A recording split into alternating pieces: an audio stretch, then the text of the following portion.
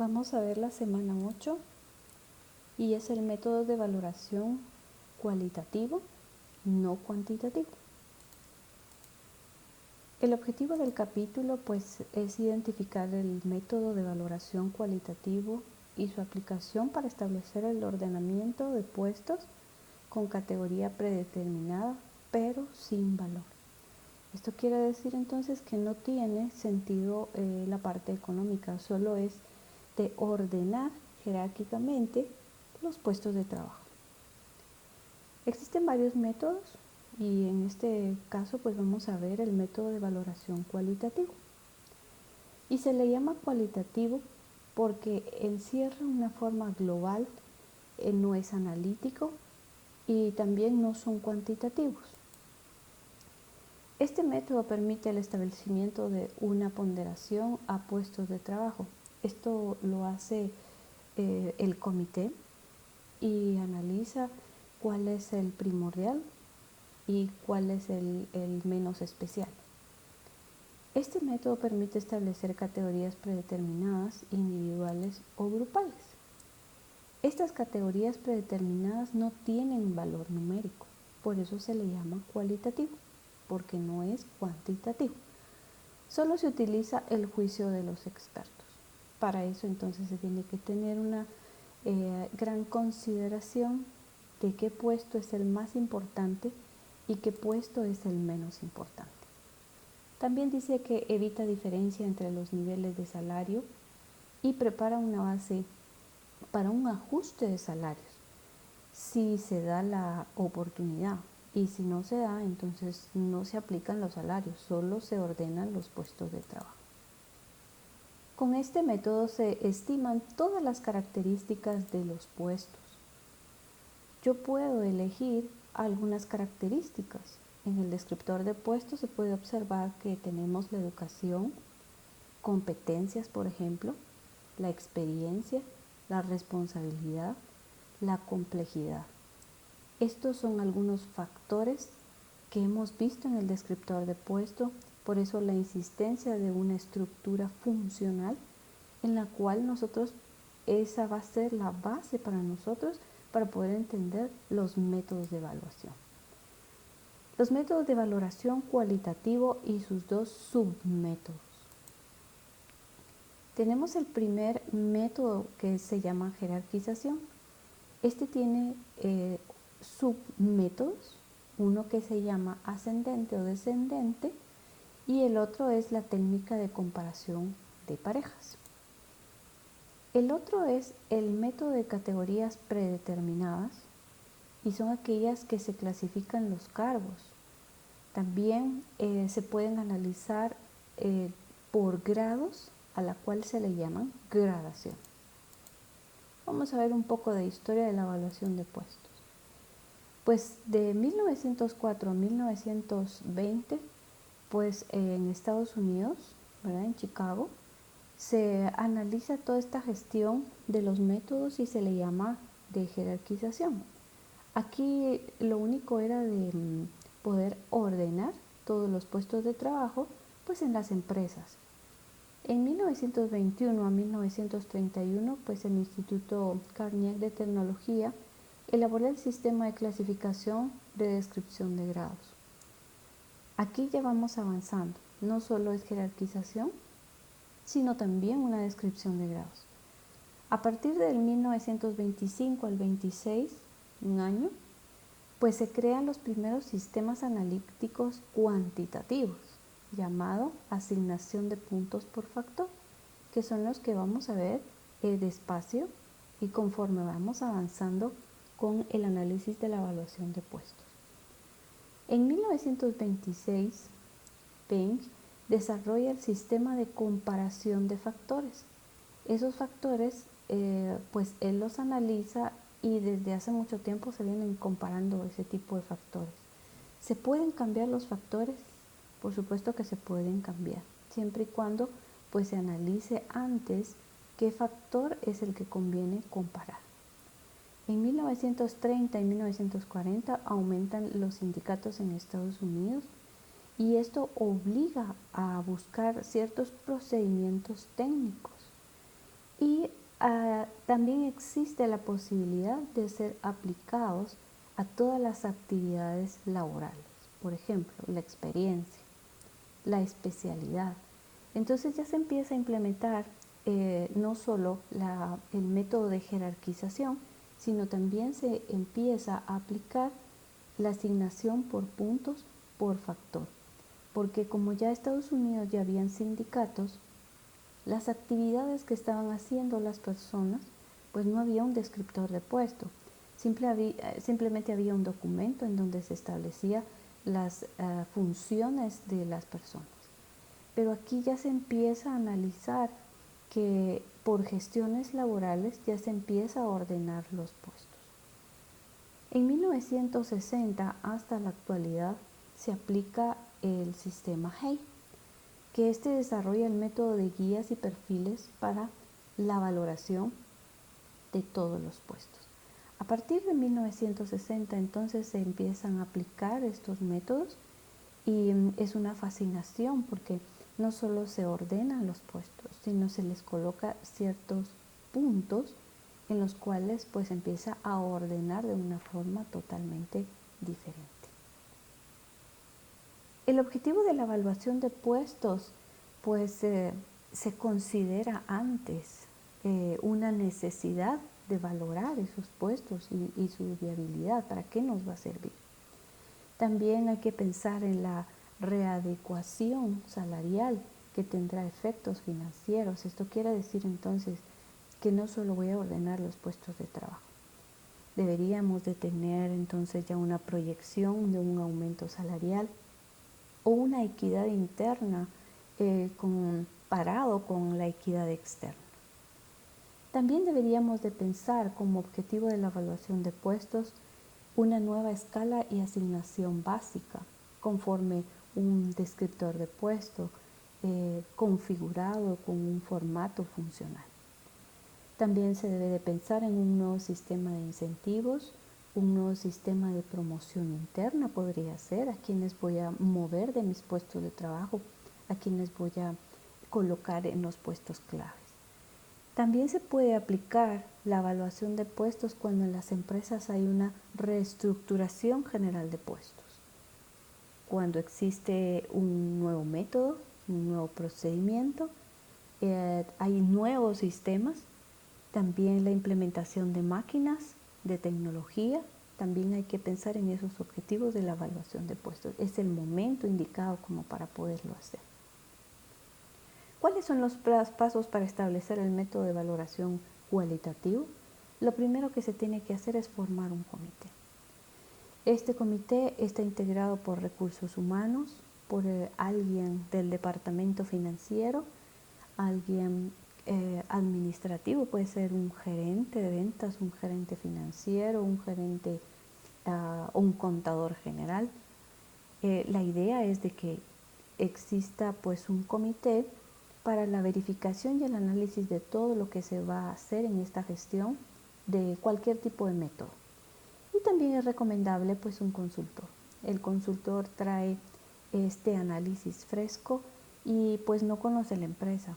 Así que cuando nosotros hagamos las gradaciones, él puede aportar esa información en la cual nosotros podemos detallar en las gradaciones o qué tipo de método queda el mejor para la empresa en la cual pues se está implementando todo este tipo de valoración cualitativa.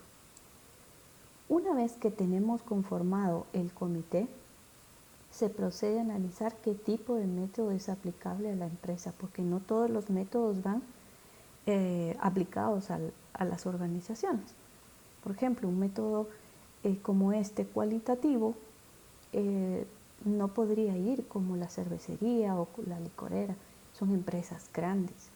Este método de valoración cualitativo son para empresas pequeñas, aquellas empresas que no tienen muchos puestos, que en realidad se pueden ordenar los puestos simplemente solo con observarlos. Pero aquí la idea es qué tipo de método nosotros vamos a elegir. Algo importante y que no debemos dejar de pensar es que dependiendo del tamaño de la empresa, así se puede aplicar el método que es sumamente interesante. Entonces, si yo tengo ya pensado este tipo de proyecto de valoración cualitativa, ¿será que le queda bien a mi empresa? Esa es una pregunta que siempre debemos hacer, ¿verdad? ¿Y cuál es el mejor método? Mientras que vamos viendo todos estos métodos en todo el curso, vamos analizando qué tipo de método es el que se aplica a cada giro empresarial, a cada tamaño de empresa. Como paso número 2, pues hay que hacer entrevista del comité evaluador con el comité directivo.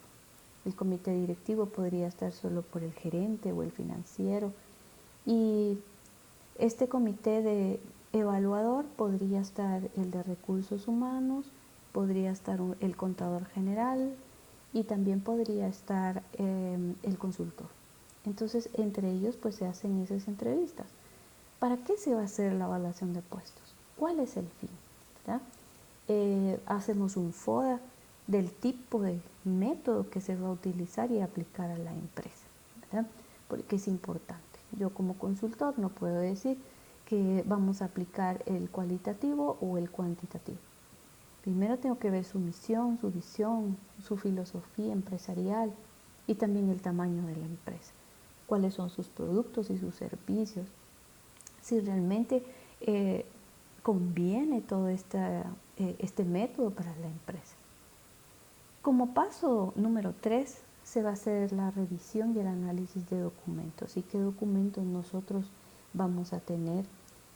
Para algunos métodos no se necesita tener un documento muy conformado, simplemente que exista un descriptor de puestos y un perfil profesional, pues se puede aplicar en un método simple como el que nosotros vamos a ver acá. Pero sí yo recomiendo como profesional pues rediseñar los puestos. Eso quiere decir de que debo de hacer el análisis del puesto, el descriptor de puesto y perfil profesional con la estructura que vimos, y pues analizar también el manual organizacional. El manual organizacional pues está toda la estructura organizacional, están todos los puestos, las líneas de comunicación. Eso también es bien importante para poder empezar un proyecto como el que nosotros podemos pensar. Vamos a ver entonces el método de jerarquización. Lo primero que tenemos que hacer es que valora tomándose en cuenta un conjunto de puestos. No hay que descomponer los factores compensables. Eso quiere decir de que ya los puestos tienen un salario mensual. No los podemos descomponer en ese momento. Primero tenemos que ordenarlos. Luego, pues se ordenan los puestos analizando cuál será el primero y cuál será el último. En este caso, pues debo de pensar cuál es el puesto más importante y cuál es el puesto menos importante. En el paso 4, pues se tomarán en cuenta los siguientes factores. Estos factores son subjetivos. Subjetivo quiere decir que tenemos que pensar en ese nivel de dificultad. Como ya antes había mencionado, esos factores los podemos encontrar en el descriptor de puesto. Si yo estoy pensando en un proyecto de cualquier método de evaluación de puestos, mi descriptor de puesto va muy bien estructurado, con elementos y con factores que cuando yo pueda hacer esta evaluación de puestos, yo puedo encontrar esos factores distribuidos en el descriptor de puesto y el perfil profesional.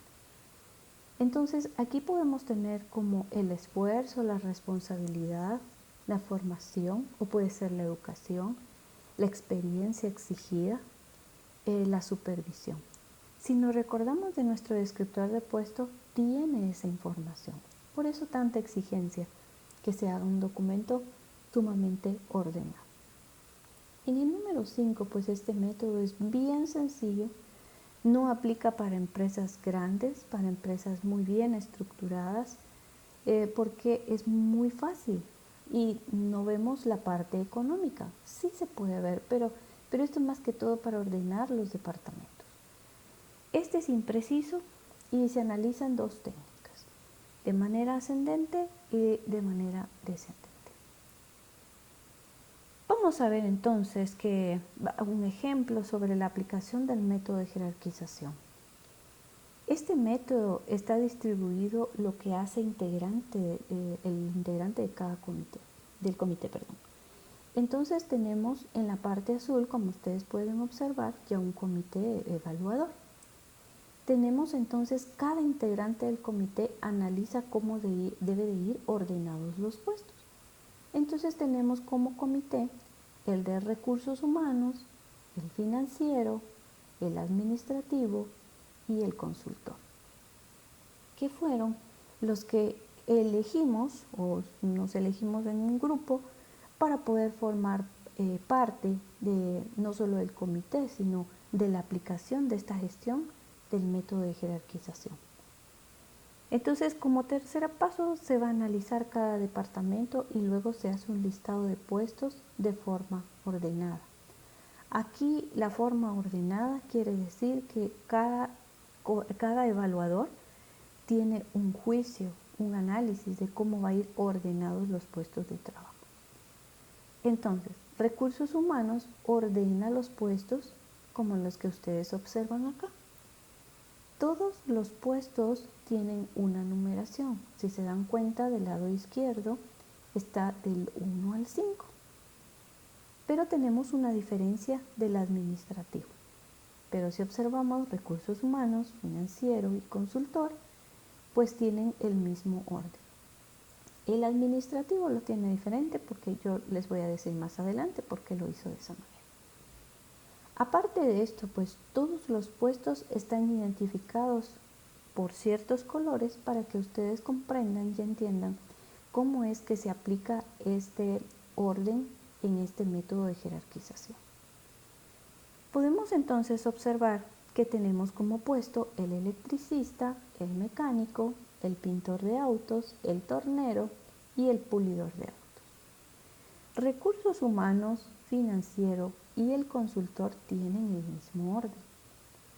El único puesto que está ordenado según recursos humanos, financiero y consultor, pues es el tornero. Es el único que el administrativo pues dijo pues realmente iría en ese nivel. Entonces, ¿qué hacemos cuando una sola persona del comité evaluador no está de acuerdo con los otros tres? Lo único que se puede hacer en este caso es que se toma dentro del comité los que tienen similitud al orden de la jerarquización. Entonces se va a tomar en cuenta que recursos humanos, financiero y consultor pues tienen el mismo orden. Y entonces se hace un consenso. Esta evaluación por consenso pues la realiza el mismo comité. Y ese comité ya coloca el orden. Y si se dan cuenta, recursos humanos, financiero y consultor pues tienen esa misma evaluación por consenso. Eso quiere decir entonces que si se dan cuenta ustedes, todo tiene un orden. El total de puestos son 5. Cada integrante del comité ordenó los puestos según la complejidad. Por ejemplo, aquí no sabemos si el tornero es más complejo que el pulidor de autos. No tenemos los descriptores de puesto, pero este es un ejemplo de cómo podría darse. Supongamos que sí tenemos los descriptores de puesto y vimos entonces que el electricista va como número 1 porque él tiene un puesto estratégico, ¿sí? Cuando llevan los autos a la compañía, pues él revisa toda la parte de electricidad. El mecánico también es especialista, pero podría quedarse como segundo nivel. Y el pintor de autos y el tornero y el pulidor. Pero no tenemos los descriptores.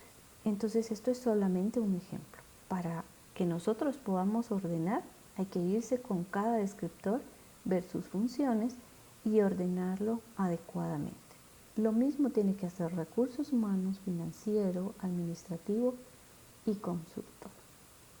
El próximo paso sería que el comité se reúna y hacer un consenso, como ustedes lo pudieron observar, de una forma ordenada. y será por la igualdad de distribución de puestos de la mayoría del comité, que quiere decir que recursos humanos, financiero y consultor coincidieron con ese orden. En el método de ordenamiento y comparación de pares, este se llama complejo, ¿verdad? Porque aquí vamos a ver una complejidad. Este método es bastante sencillo, ¿verdad?, de ordenar según la complejidad o la importancia. Yo puedo decir que es muy complejo o es muy importante.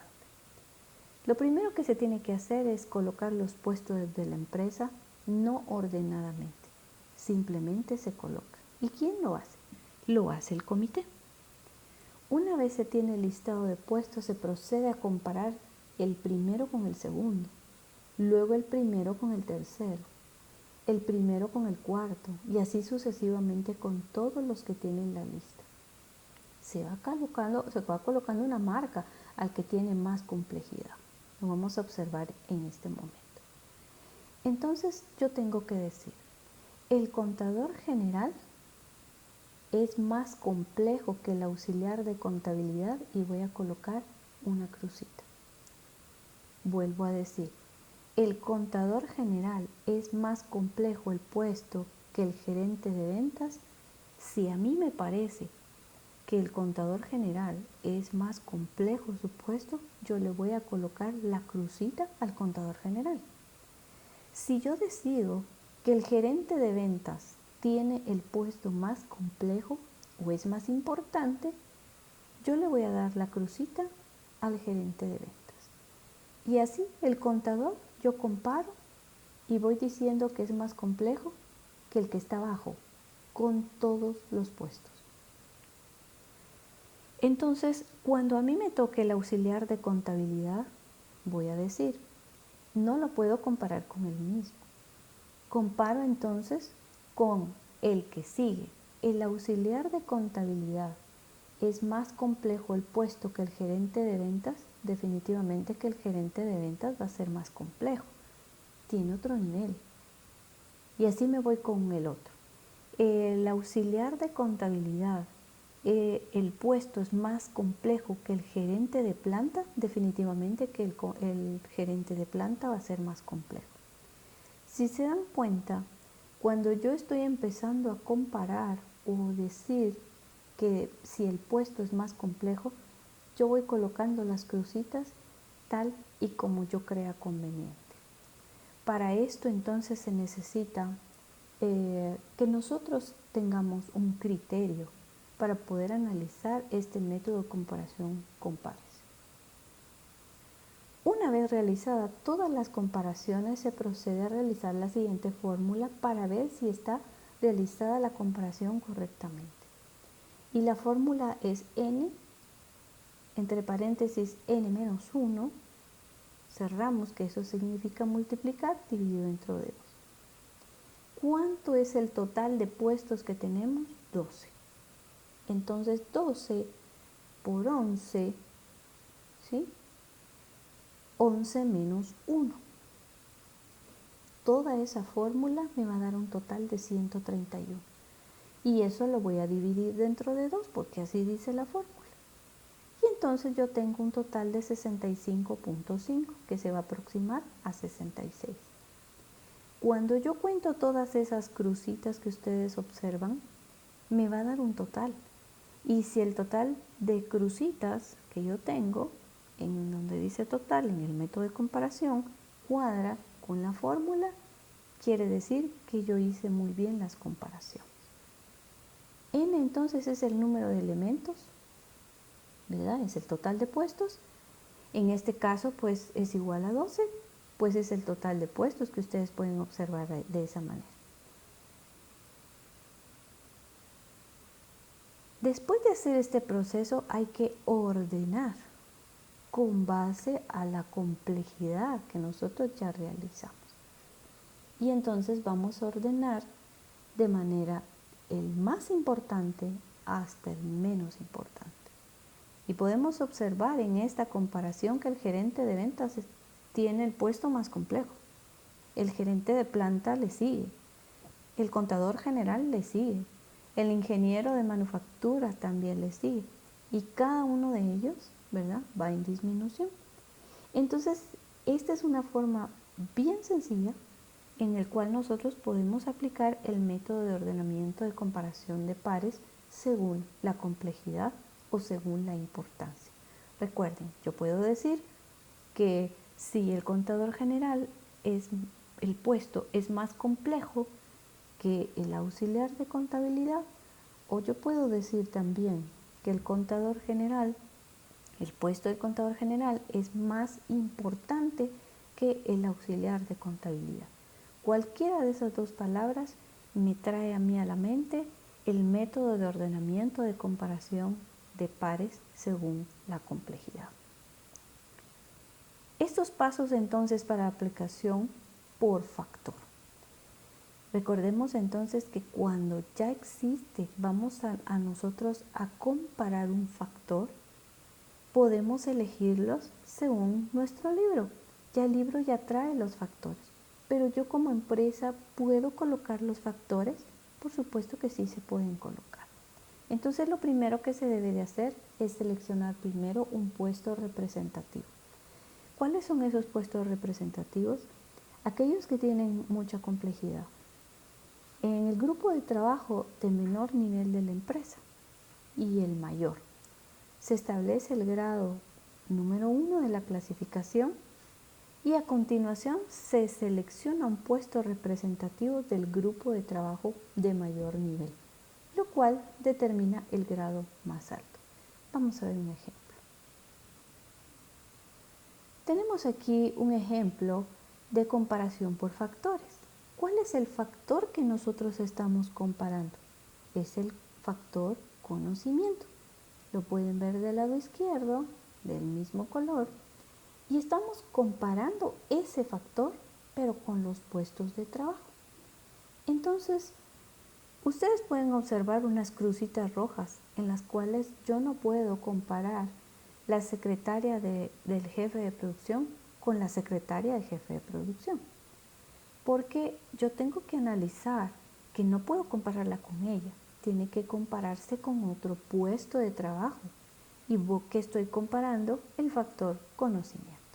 Entonces vengo y digo de esta manera: la secretaria del jefe de producción tiene más conocimiento que el auxiliar contable. Entonces yo analizo en el descriptor de puestos y veo que el conocimiento de la secretaria del jefe de producción definitivamente tiene menos. Veo el descriptor del auxiliar de contable y veo que tiene más de él, ¿sí? Entonces, como yo en este momento estoy comparando la secretaria, a ella le pongo menos. Vuelvo a decir, la secretaria del jefe de producción tiene más conocimiento que el mensajero. Entonces reviso el descriptor de puesto del mensajero y entonces estoy viendo que ella tiene más conocimiento que el mensajero. Igualmente con el cajero, con el de seguridad, con el de limpieza de oficina, con el reportero y con el jefe de producción. Que ahí, si ustedes ven, el reportero y el jefe de producción, ella tiene menos conocimiento. El menos conocimiento lo voy a representar con una rayita. Y si tiene más conocimiento, pues con un signo más. Y así me voy con cada uno. Luego me toca el número 2, que es el auxiliar contable. Y digo, el auxiliar contable tiene más conocimiento que la secretaria del jefe de producción. Entonces, ¿quién estoy comparando ahorita? El auxiliar contable. Entonces yo coloco que sí, veo los dos descriptores y veo en el factor conocimiento que el auxiliar contable tiene más conocimientos y le coloco una crucita. Luego me voy con el auxiliar contable que ustedes ven en la tabla número 2, que no lo voy a comparar porque es el mismo puesto. Luego me voy con el auxiliar contable a comparar el mensajero, veo el descriptor de puesto del mensajero y veo que el auxiliar contable tiene más conocimiento que el mensajero. Y así me voy con cada uno. Si se dan cuenta, cuando estoy comparando el auxiliar contable con el jefe de producción, tiene menos conocimiento, definitivamente. Bueno, cuando yo ya hago todas las comparaciones, procedo a sumar las crucitas. Entonces, si se dan cuenta, en la secretaria del jefe de producción tiene el mensajero, el cajero, la seguridad y más que la limpieza de oficina. ¿Cuántas crucitas son? 4. Y coloco el total. Lo puedo representar por un color. El auxiliar contable, cuento todas las crucitas y dice que tiene 6. El mensajero, igualmente, con todas las crucitas, con todos los más. No puedo contar los que tienen la rayita, ¿verdad? Que es menos. Solo voy a incluir los que tienen más. Este ejemplo tiene la misma fórmula que lo que nosotros acabamos de ver. El método de revisión entonces es n por n-1 dividido 2. Entonces, si ustedes suman los resultados de la columna total de n, el número de cargos, ¿verdad? Da un 32. Si ustedes se dan cuenta, un total de puestos son 8. Yo hice aquí este informe en donde coloco los 8 que dice que es la n que ustedes observan ahí, que es el número de puestos, ¿verdad? Y le coloco 8 menos 1 porque así dice la fórmula. Esto me va a dar un total dividido dentro de 2. Si se dan cuenta dice 28. Entonces quiere decir de que hay una mala actividad en la cual pues yo no tomé en consideración. Me debería de salir un total de 32. Entonces les exhorto a que hagan esta fórmula para ver si les sale, creo que sale 31.5, que se aproxima a 32. Entonces, dejémoslo en esta parte de 28 para que ustedes hagan esa aplicación. Entonces, cuando yo ya veo que ya cuadró con la fórmula, yo tengo que ordenar, ¿verdad? Según el factor que yo estoy evaluando. Entonces me doy cuenta que el auxiliar contable tiene 6 puntos, pero también el jefe de producción. Ellos van en orden. ¿Quién tiene más puntos? ¿El jefe de producción o el auxiliar contable? ¿O quién tiene más como este factor conocimiento? Bueno, yo pienso que el jefe de producción, pero él tiene 6 y el auxiliar contable también tiene 6. No importa, se puede colocar de esa manera. Va el análisis profesional de cada uno de nosotros. El método de valoración cualitativo de comparación por pares tiene muchas ventajas. Es bien sencillo de aplicar, como ustedes acaban de ver. No se necesita un descriptor de puesto y un perfil de profesional. Simplemente con un documento en donde estén las funciones y las actividades, pues funciona, ¿no? Pero yo sí recomiendo que se tenga un descriptor de puesto. Pero si no se tiene, se puede aplicar. No se necesita mayor conocimiento, solo el análisis de los puestos o el factor y ese análisis profesional que se hace. Las desventajas no se puede aplicar en empresas grandes. Imagínense que coloquemos 10 factores y son 40 puestos. No terminamos nunca. Tampoco se puede aplicar a empresas que tienen muchos puestos. Como no se usan los descriptores de puesto bien estructurados, no se sabe muy bien la complejidad del puesto. Como parte de la evaluación de puestos existe otro método que se llama método de gradación predeterminada. Y este dice que consiste en establecer una escala con un número de grados y luego los puestos de la empresa se ubican en los diferentes grados. Hay 2 formas de aplicar este método de gradación predeterminada. La primera gradación se llama cerrada y la segunda se llama abierta. Y la cerrada dice que lo primero que se debe de hacer es establecer anticipadamente el número de grados, cuántos grados vamos a trabajar. Se clasifican los puestos menos importantes en el primer grado y el más importante en el último grado. Entonces yo puedo decir que un operativo, si uno de limpieza, va a ser como el primer grado y el gerente general de la empresa va a ser el último grado. En la graduación abierta no se establecen anticipadamente el número de grados, simplemente se ordenan los puestos. Se clasifican los puestos menos importantes y se establecen los grados de complejidad. O se puede comenzar por el puesto más importante. Veamos el ejemplo. Cuando nosotros queremos aplicar todo esto, lo primero que tenemos que hacer es un análisis previo a los puestos que se van a evaluar o evaluar. También se seleccionan puestos representativos, aquellos puestos que son muy complejos. Podrían ser, por ejemplo, algunos auxiliares, secretarias, jefes de sección, aquellos que su complejidad es bastante grande. Y también se van a colocar en niveles de jerarquía. Si la selección tuviera como objetivo puestos operarios, los más representativos podrían ser el operario no especializado o el mecánico no especializado, el manejador de materiales, por ejemplo, ¿sí? Se añade una breve descripción de cada puesto representativo, que es lo que hace, y también se comparan los puestos que se deben evaluar con las diferentes descripciones, con el objetivo de encasillar el grado correspondiente. Ya vamos a ver un ejemplo.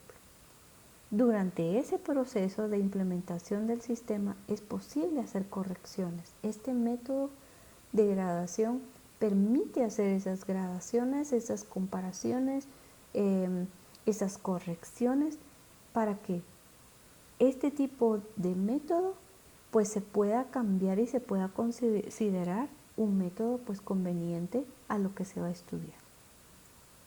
Veamos entonces el ejemplo. Tenemos el ordenamiento para definir las gradaciones cerradas, que fue lo primero que acabamos de ver. Podemos entonces observar los grados que nosotros tenemos acá, pero antes de colocar los grados, yo voy a colocar cuántos puestos entran en un nivel de referencia. En el lado azul están ordenados los puestos de la empresa, del más sencillo al más complejo o importante. Pero vemos que tenemos el auxiliar contable, el auxiliar de almacén, y yo lo voy a encasillar en auxiliares, porque así los voy a colocar. El comité lo puede hacer, puede decir en dónde los vamos a encasillar. Tengo el chofer y tengo la recepcionista, y entonces ellos puedo pensar que su encasillamiento se va a llamar asistentes. También tengo la secretaria, el inspector de calidad, y ellos van a ser supervisores de línea. Y así me voy con cada uno. Tengo que encasillar.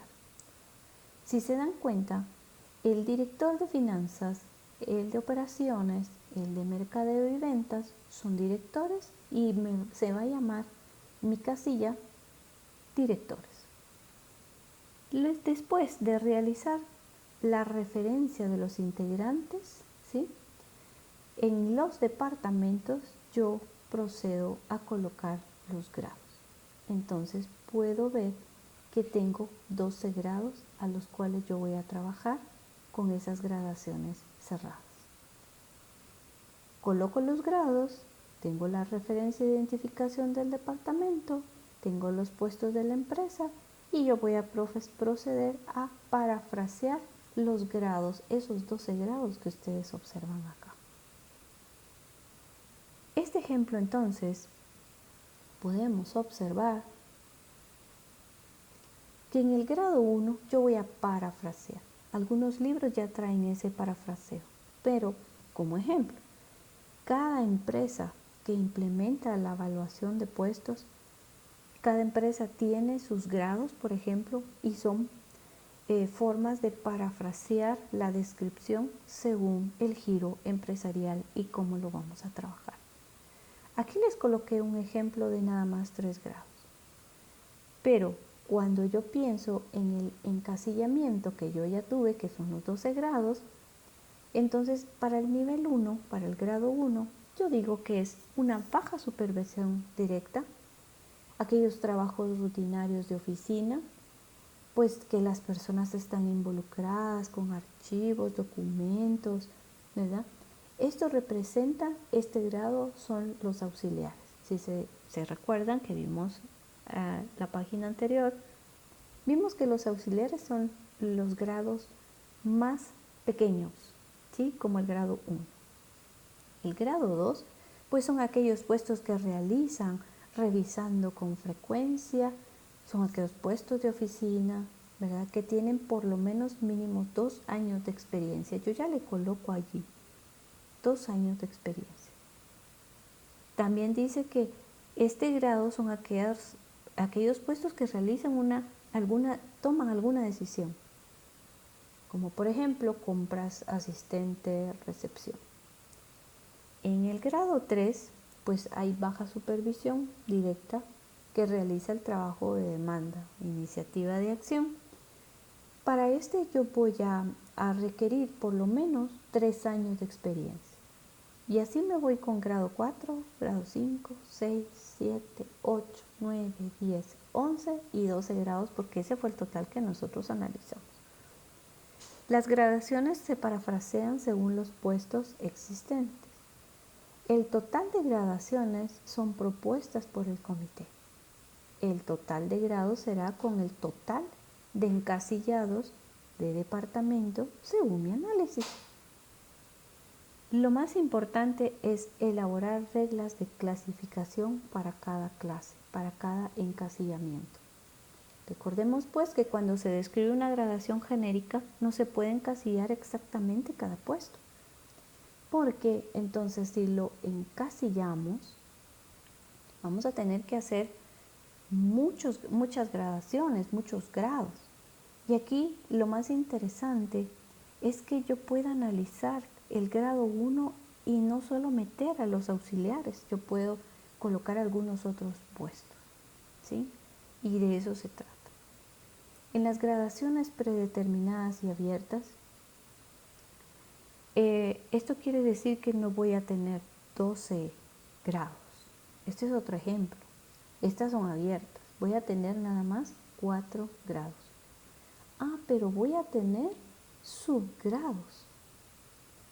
En estas gradaciones predeterminadas abiertas se puede observar que no limita tanto y luego que solo se tiene hasta el grado número 4. Pero yo tengo el grado mínimo, que es el grado 1, y le coloco grado más alto. Y son aquellos que más que todo pues trabajan con alguna especialidad. Si se dan cuenta, en el grado número 1 están aquellos trabajos rutinarios repetitivos. No necesita experiencia previa, como por ejemplo aquellos que elijan automóviles. No necesita experiencia, solo venga y le vamos a enseñar. Pero el grado más alto son aquellos puestos especializados, aquellos que pueden utilizar una maquinaria, una herramienta.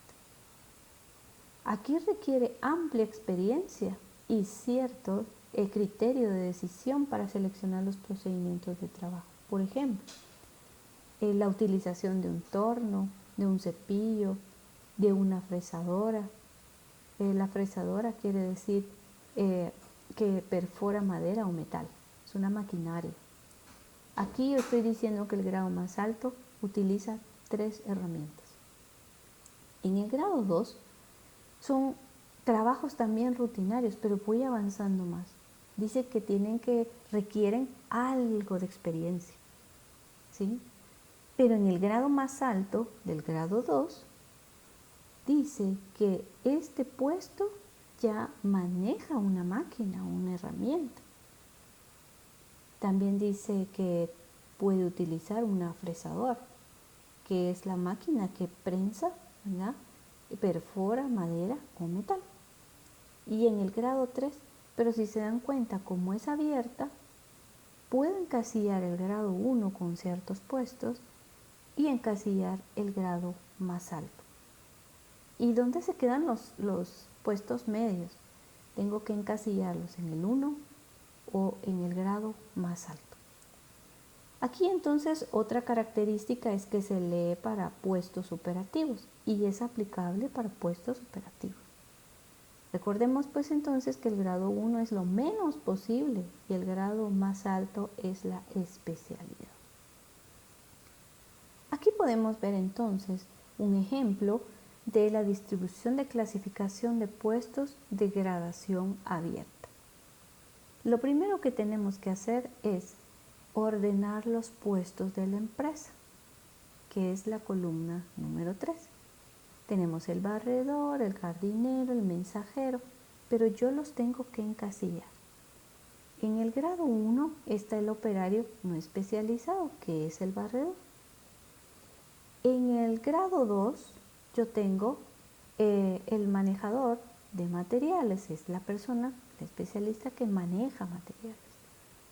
Y entonces ahí yo voy a colocar al jardinero y al mensajero, ya lo encasillé.